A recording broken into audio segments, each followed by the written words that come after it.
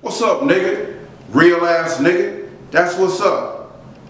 These words we use every day, or we hear it every day, and act like there's nothing wrong with it.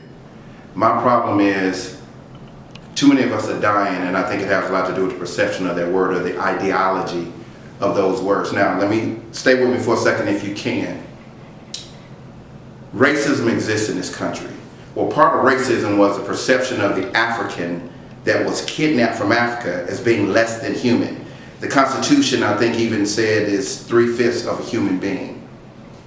The attachment of the word nigga took away our humanity. Now, I've heard from people like Ice Cube and other entertainers and rappers that, well, the word nigga, we changed it. They try to go back to what Tupac said. I'm a Pac fan.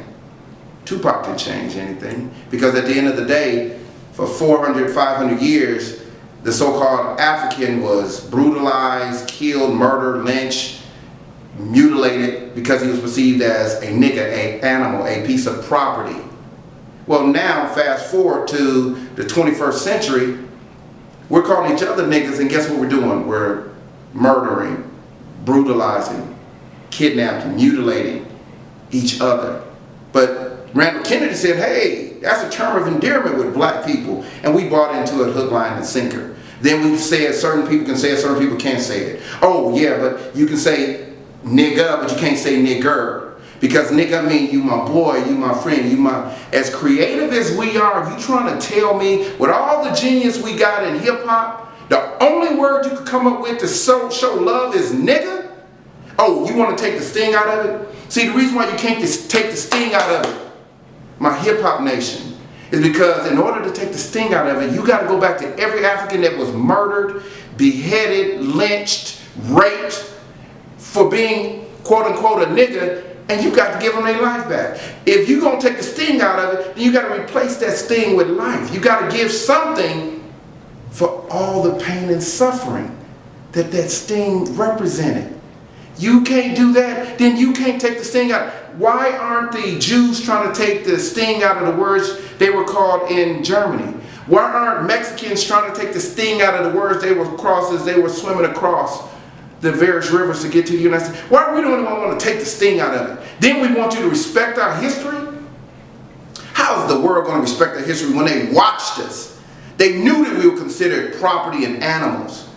Even some of the San Francisco Police Department had those texts saying, well, killing the blacks wasn't a big deal. And I'm paraphrasing it, because it's not against the law to put down what? An animal. See, Genesis chapter 1, verse 26 to 28 says, God said, let us create man in our image. That's our connection to God. It didn't say, let us create niggas in our image, pimps, players, fools, dogs, G's. It said man in our image. Then it said, let us give man dominion over all the creatures of the earth.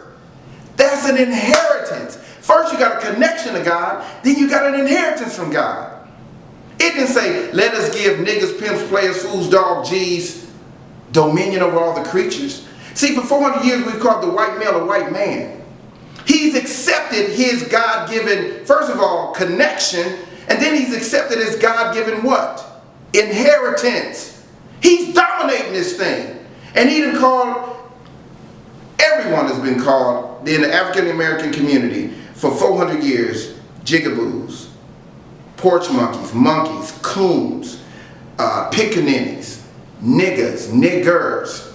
See, the rhetoric we expounding right now, it just doesn't make any sense. See, what we haven't done, and Dr. Umar Johnson said it, we at one point were fighting for our human rights, and we stopped. We thought we had won. We ain't won anything. We ain't got our humanity back, because we turned around and embraced the word nigger stronger, especially with the black exploitation movies of the 1970s. That's another conversation. But see, you got to understand, the perception of anyone that embraces the word nigger is your property, your animal. And see, we're keeping it up. I ain't tripping on white folks, I'm sorry. They've accepted who they are, they're going on about their business. We're the ones still fighting for positioning. Well, the first thing you got to do is identify who you are in God's likeness.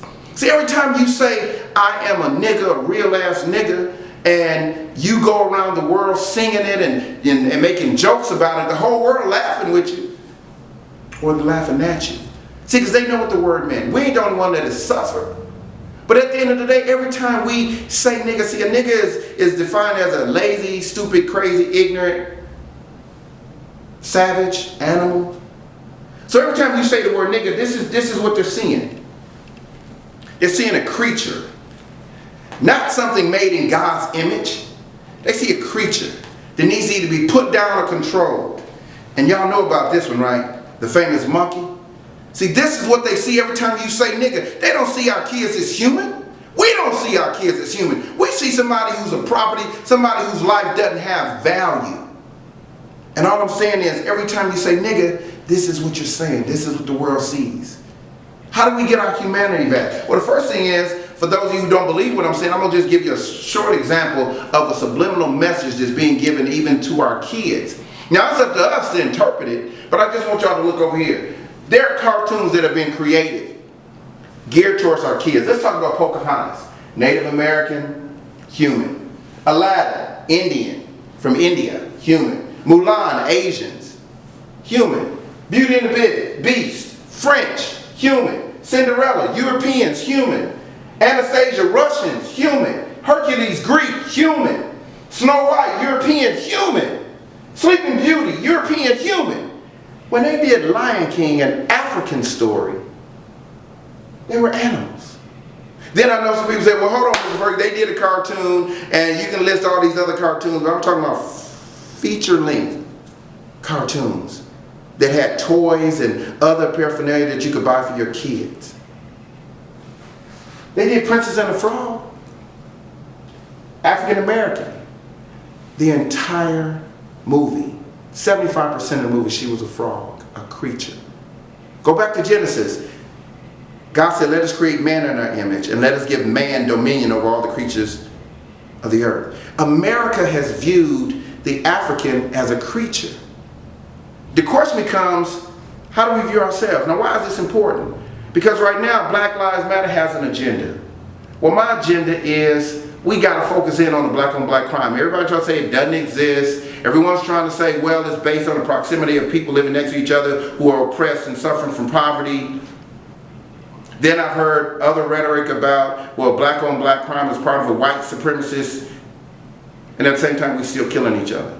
Until we address who we are and what we stand for, even if we go back to Africa, Africa wasn't just about your hairstyle. Africa wasn't just about the colors. Africa wasn't about the symbols you wore. Africa was about excellence and the connection to God. That's why they build pyramids to this day.